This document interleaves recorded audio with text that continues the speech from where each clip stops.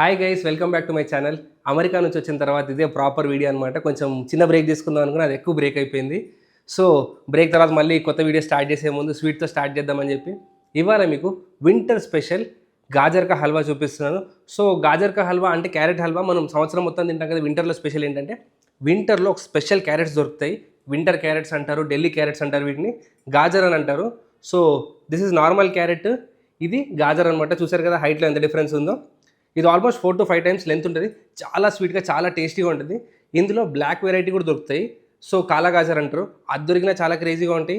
ఇవైనా చాలా అద్భుతంగా ఉంటాయి. సో ఈ మార్కెట్లో విపరీతంగా ఉన్నాయి, తప్పకుండా తెచ్చుకోండి. దీంతో క్యారెట్ హల్వా చేసుకుంటే, దీంతో చేసుకున్న దానికంటే 10 టైమ్స్ టేస్టీగా ఉంటుంది.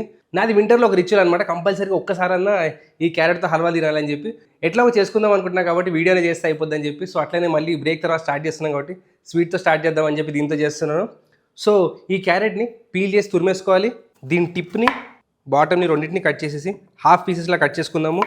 పని చేసుకోవడానికి ఈజీగా ఉంటుంది. సో 2 ముక్కల్లా కట్ చేసుకున్నాను.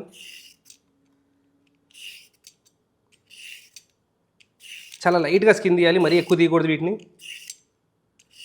ఈ స్వీట్ మొత్తంలో కష్టమైన పని ఏదైనా ఉందంటే అది తురుముకోవడం అనమాట. సో ఇవాళ రేపు మెషిన్లు వచ్చి మీరు మెషిన్లో అయినా వేసుకోవచ్చు, లేదు నాలాగా చేత్తో తురుముతా అంటే చేత్తో తురుముకోండి. సో ఈ గ్రేటర్లో అన్నిటికంటే లావుది ఉంటుంది కదా, లావు దాంతో మాత్రమే గ్రేట్ చేసుకోవాలి. అప్పుడే మనకు హల్వా తినడానికి చాలా టేస్టీగా ఉంటుంది. మీరు మరీ సన్నదాంతో గ్రేట్ చేసుకున్నాను అనుకోండి, హల్వా అయిపోయే టైంకి అది లిటరల్గా పేస్ట్లా అయిపోతుంది. అలా అవ్వకూడదు. సో ఈ లావు దాంతో గ్రేట్ చేసుకోండి. సో ఇలా చూడండి, ఇలా కొంచెం థిక్గా పొడుగ్గా వచ్చేలా గ్రేట్ చేసుకోండి.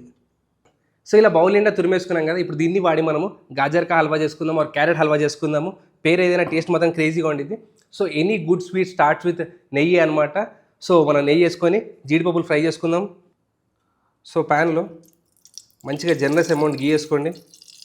ప్యాన్లో నెయ్యి కరుగుతున్నప్పుడు దీంట్లో బాదం, జీడిపప్పు, కిస్మిస్, అలానే పిస్తా, ఈ 4 డ్రై ఫ్రూట్స్ మస్ట్ అండ్ షుడ్గా ఉండాలి క్యారెట్ హల్వాలో. కిస్మిస్ ఎప్పుడైతే లైట్గా ఫ్రై అయ్యి మనకి కొంచెం బుడగలా ఉబ్బుతుందో అప్పుడు దీంట్లో మనం క్యారెట్ వేసేసుకోవాలి. చూడండి, కిస్మిస్ పొంగుతుంది. ఇప్పుడు దీంట్లో క్యారెట్ వేసేసుకుందాం. ఇలా క్యారెట్ని నేతిలో కంపల్సరీగా వేయించుకోవాలి.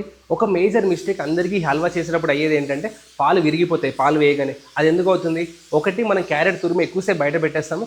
కొంతమంది ముందు రోజే ప్రెప్ చేసుకుందాం అని చెప్పి తురిమేసి ఫ్రిడ్జ్లో పెట్టి నెక్స్ట్ డే స్వీట్ చేసుకుందాం అనుకుంటారు. అలా చేసినప్పుడు క్యారెట్ అనేది ఆక్సిడైజ్ అయిపోతుంది. దానివల్ల పాలు విరిగిపోయే ఛాన్సెస్ చాలా హైగా ఉంటాయి. సో అలా విరగకూడదు అంటే ఏదర్ నీళ్ళన్నీ స్ట్రెయిన్ చేసేసి కుక్ చేసుకోవాలి. లేదు అనుకుంటే కొంచెం నెయ్యి ఎక్కువ వేసుకొని ఇలా చక్కగా ఈ క్యారెట్లోంచి ఆ నీళ్ళన్నీ బయటకు పోయేలా కుక్ చేసుకున్నాను అనుకోండి, మీకు పాలు అనేవి విరగవు. సో ఒక 10 నిమిషాల వరకు ఈ నేతిలో క్యారెట్ని కుక్ చేసుకోండి. హల్వా ఏమో సాఫ్ట్గా, డ్రై ఫ్రూట్స్ ఏమో గట్టిగా లాస్ట్లో ఫ్రై చేసేసుకుంటే బాగోదు. అందుకని ఫస్ట్ వేసేసాను. లాస్ట్కి హల్వా అయ్యే టైంకి పాలల్లో డ్రై ఫ్రూట్స్ కూడా కుక్ అయ్యి సాఫ్ట్గా అయిపోవాలి. అందుకే ముందు వేసేసుకున్నాను. ఇక్కడ మీరు చూస్తే మీకు చక్కగా క్యారెట్ నుంచి ఫుల్ స్టీమ్ బయటకు వస్తుంది, ఆ తేమంతా బయటకు వచ్చేస్తుంది. ఇలా 10 నిమిషాలైనా మినిమం కుక్ చేసుకోవాలి. స్వీట్స్ చేసుకునేటప్పుడు ఒక్కటి జాగ్రత్త ఏంటంటే ఎక్కడ మాడకూడదు, డ్రై ఫ్రూట్స్ మాడకూడదు, మన క్యారెట్ కూడా ఎక్కడ కింద అడుగంటొద్దు. ఎక్కడన్నా అడుగంటేసింది అనుకోండి ఆ మాడు టేస్ట్ వస్తుంది, ఆ చేదు వాసన లాంటిది వచ్చింది, అది రాకూడదు మనకి. సో అందుకని కంటిన్యూస్గా కలుపుతూ ఉండాలి. ఎప్పుడైతే మీకు క్యారెట్ ఒక 10 to 12 మినిట్స్ కుక్ చేసుకున్నామో, మొత్తం తేమంతా వెళ్ళిపోయింది అనిపించిందో, అప్పుడు దీంట్లో పాలు వేసుకోవాలి. ఇక్కడ నేను ఆవు పాలు వాడుతున్నాను, మీరు బఫెలో మిల్క్ కూడా వాడచ్చు. నేను వాడే ఆవు పాలు ఫుల్ చిక్కటి ఆవు పాలు, ఒక్క చుక్క కూడా నీళ్ళు కలపని ఆవు పాలు. సో మీరు ప్యాకెట్ పాలు వాడితే మాత్రం కొంచెం కోవా వేసుకోవాలి. నేను కూడా కోవా వేస్తున్నాను లాస్ట్లో. ఈ క్యారెట్ మునిగేలాగా దీంట్లో పాలు వేసేయండి. చూడండి, ఫుల్ మీగడతో సహా వేసేస్తున్నాను. చాలామంది స్వీట్లలో ఎప్పుడు పాలు పోసినా ఒక మేజర్ డౌట్ అడుగుతారు, ఏంటంటే వేడి పాలు వేసారా, చల్ల పాలు వేసారా, ప్యాకెట్ పాలు వేసారా అని చెప్పి. మీరు ఏ పాలైనా వాడుకోవచ్చు. నేను వాడుతుంది ఫ్రెష్గా పిండిన పాలు కాబట్టి నేను వేడి చేసి వేసుకుంటున్నాను. మీరు ఒకవేళ ప్యాకెట్ పాలు వాడితే డైరెక్ట్గా ప్యాకెట్ కట్ చేసి ఇందులో వేసేయచ్చు. ఎందుకంటే ప్యాకెట్ పాలు ఆల్రెడీ పాస్చరైజ్ అయ్యి వస్తాయి. సో నేను వాడే వైభవ్ కాబట్టి నేను ఇలా వేడి చేసి వేసుకుంటున్నాను. మీరు ప్యాకెట్ పాలు కూడా వేడి చేసి వేసుకోవచ్చు, కంగారు ఏం లేదు. సో ఇప్పుడు ఈ పాలన్నీ ఆవిరయ్యేలాగా ఈ క్యారెట్ని కుక్ చేసుకోవాలి. చూడండి, ఇక్కడ చూసుకుంటే మీకు ఈ పాలని లైట్ ఆరెంజిష్ కలర్లోకి మారిపోయి మన క్యారెట్లోంచి కలర్ బయటకు వస్తుంది కదా. ఈ పాలని రెడ్యూస్ అయ్యేలా కుక్ చేసుకోవాలి. ఈ క్యారెట్ హల్వా పర్ఫెక్ట్గా రావాలి అంటే సింపుల్ టెక్నిక్ ఏంటంటే, ఫస్ట్ క్యారెట్లోంచి నీళ్ళు పోయేంత వరకు నెయ్యిలో ఫ్రై చేసుకోవాలి. దాని తర్వాత పాలు వేసుకొని పాలలో క్యారెట్ మళ్ళీ ఉడికి రీహైడ్రేట్ అవ్వాలి. ఆ రీహైడ్రేట్ అయ్యే టైంలో మనం పాలు మరిగించి పాలను ఎవాపరేట్ కూడా చేసేయాలన్నమాట. సో ఇదే టెక్నిక్. ఇలా చేసుకుంటే క్యారెట్ హల్వా చాలా టేస్టీగా, బ్యూటిఫుల్గా వస్తుంది. పొరపాటున కూడా ఈ స్టేజ్లో పంచదార వేయకండి. చాలామంది టెంప్ట్ అయిపోతారు పంచదార వేసేద్దామని చెప్పి. మీరు షుగర్ కనుక ఇంట్లో ఈ టైంలో వేసారనుకోండి మీ క్యారెట్ ఉడకదు, అది రబ్బర్లా అవుతుంది. సో మొత్తం రెడీ ఆల్మోస్ట్ స్వీట్ రెడీ అయిపోతుంది. చివరి 90%లో మాత్రమే మనం షుగర్ వేసుకోవాలి ఎప్పుడన్నా. ముందైతే ఈ పాలు రెడ్యూస్ చేసుకుందాం. ఇలాంటి స్వీట్లు చేసుకున్నప్పుడు స్పెషల్గా పాలు పోసి ఆ పాలంతా ఆవిరయ్యేలా చేసే స్వీట్స్లో ఒక ఫ్లాట్ ప్యాన్ వాడుకోండి. ఇక్కడ ఈ ప్యాన్ చూస్తే మీకు లిటరల్గా ఫ్లాట్గా ఉంది. ఆ ఆవిరైపోయిందంతా ఇమీడియట్గా బయటకు వెళ్ళిపోతూ ఉంటుంది. మీరు అదే ఒక క్లోజ్డ్ పాట్ లాంటిది వాడారనుకోండి స్టీమ్ బయటకు వెళ్ళడానికి చాలా ఇబ్బంది అవుతుంది, ఎక్కువ టైం కూడా పడుతుంది. సో అందుకని ఇట్లా మూతి ఓపెన్ ఫ్లాట్గా ఉన్నాయి అనుకోండి మీకు ఫాస్ట్గా రెడ్యూస్ అయిపోతాయి. ఇక్కడ చూసుకోండి మీకు చాలా హై ఫ్లేమ్లో మంచిగా బాయిల్ అవుతుంది. సో మీరు పెట్టేసి ఎక్కడికి వెళ్ళిపోకండి, అప్పుడప్పుడు లైట్గా కలుపుతూ ఉంటే మన కింద ఎక్కడ అంటకుండా పర్ఫెక్ట్గా వచ్చేస్తుంది స్వీట్. నాకు ఆల్మోస్ట్ 10 to 15 minutes పట్టింది ఈ స్టేజ్ తీసుకురావడానికి. చూడండి ఎంత బ్యూటిఫుల్గా అయిపోయిందో క్యారెట్ హల్వా. చూడండి వైట్ డాట్స్ వచ్చాయి కదా, ఈ లిటరల్గా కోవా అనమాట. ఆ పాలంతా మరిగి మరిగి మరిగి కోవాలా మారిపోయింది. మరి కొంచెం కోవా వేసుకుందాము. నా దగ్గర కోవా ఉంది కాబట్టి వేసుకుంటున్నాను. మీరు అదే కనుక ఫుల్ ఫ్యాట్ బఫెలో మిల్క్ వాడితే మీరు కోవా వేసుకోవాల్సిన అవసరం అస్సలు లేదు. కానీ చెప్పాను కదా నా దగ్గర కొంచెం ఉంది కాబట్టి వేసేస్తున్నాను. ఇది కూడా ఫ్రెష్గా మా దగ్గర చేసిన కోవానే. కోవా వేసుకొని లిటరల్గా 1 నిమిషం కుక్ చేసుకోండి. అలా కుక్ చేసుకోవాలి కోవా అంతా బ్యూటిఫుల్గా కరిగిపోతుంది మనకి. జాగ్రత్తగా ఉండండి, నేను వాడుతున్న నాన్ స్టిక్ ప్యాన్ కాదు. సో కింద అడిగంటే ఛాన్సెస్ చాలా ఎక్కువ ఉంటాయి. మీరు ఒకవేళ కుదిరితే నాన్ స్టిక్ ప్యాన్లో వాడుకోండి, ఈజీగా వచ్చేస్తుంది. నేను కలర్స్ బ్యూటిఫుల్గా కనిపిస్తాయని చూపించడానికి ఈ ప్యాన్లో చేస్తున్నాను.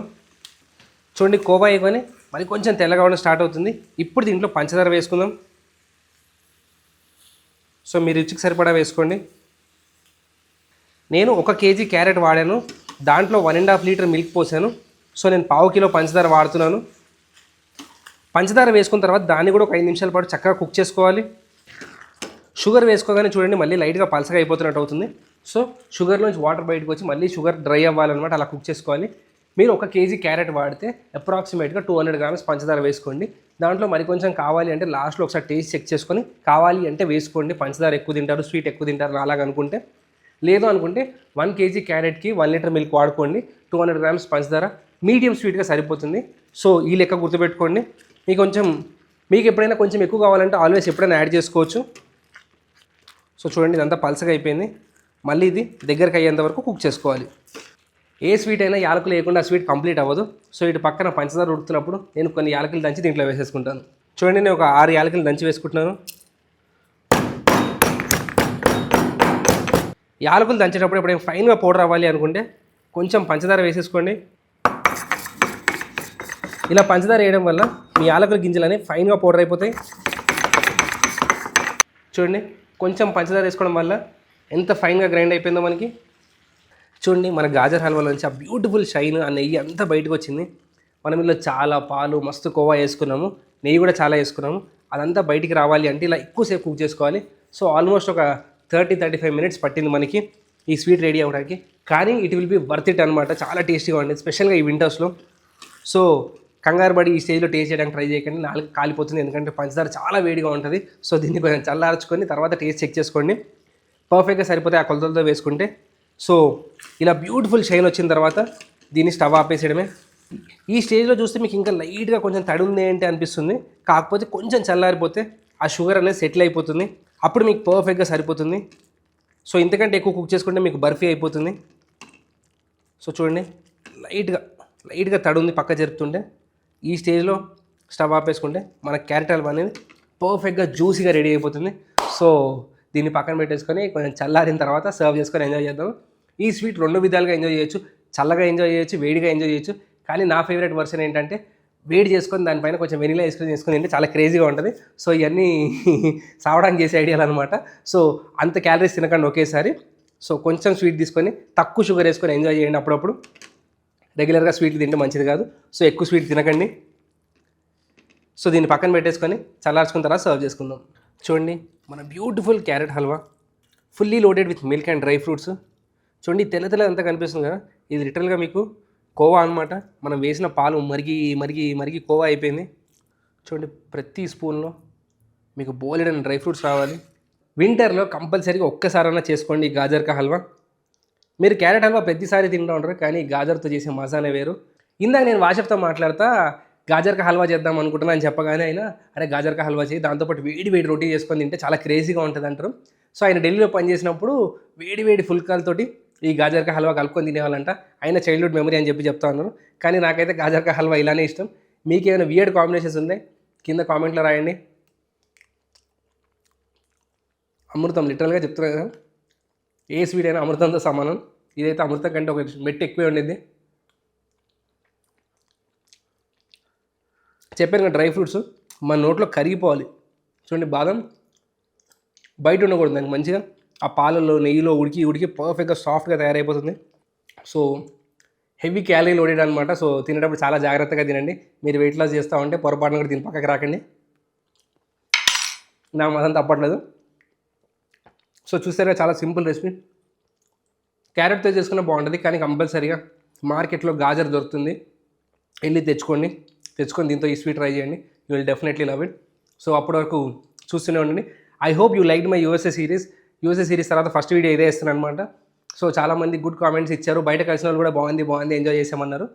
సో నేను చెప్పను కాబట్టి వీలైనంత వరకు ఫుడ్ పర్స్పెక్టివ్లో చూపించడానికి ట్రై చేశాను. సో మళ్ళీ ఫారెన్ వెళ్ళినప్పుడు మళ్ళీ చూపిద్దాం, కానీ అప్పటి వరకు ఈ రెసిపీలు చూస్తూ ఉండండి. సో దీన్ని తప్పకుండా ట్రై చేయండి.